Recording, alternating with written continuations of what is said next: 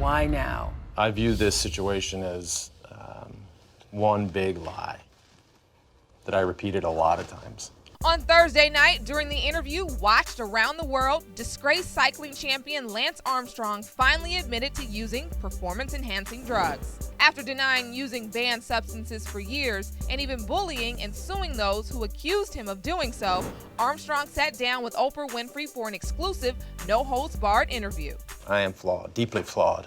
I think we all have our flaws, but and if the magnifying glass is normally this big, I made it this big.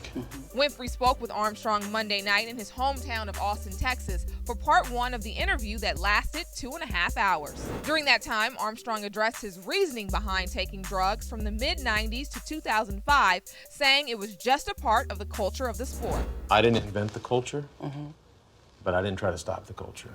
And that's my mistake.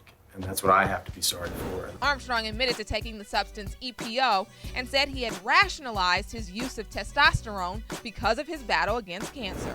My cocktail, so to speak, was only EPO, but not a lot. Transfusions and testosterone, which in a weird way I almost justified because of my history, obviously, with having testicular cancer and losing. Now the 41-year-old athlete and cancer survivor says he understands why people are so angry, even though back then he didn't think it was a big deal. I deserve this. I don't look around and go, hey, Oprah, hey, I am getting so screwed here. Were there days early on when I said that? Absolutely.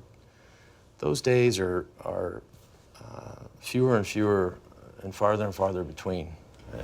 Last fall, the U.S. anti-doping agency accused the 7-time Tour de France winner of running the most successful doping program in sports history. Armstrong did not delve into the details of his doping, saying that he wasn't comfortable talking about other people, but did address those he sued and bullied and how he's working to mend those relationships. It's inexcusable.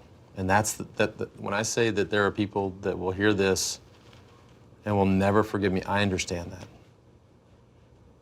I do. Part 2 of Oprah and Lance Armstrong, the worldwide exclusive, airs tonight on OWN. In the meantime, be sure to subscribe to our YouTube page. For HipHollywood.com, I'm Jasmine.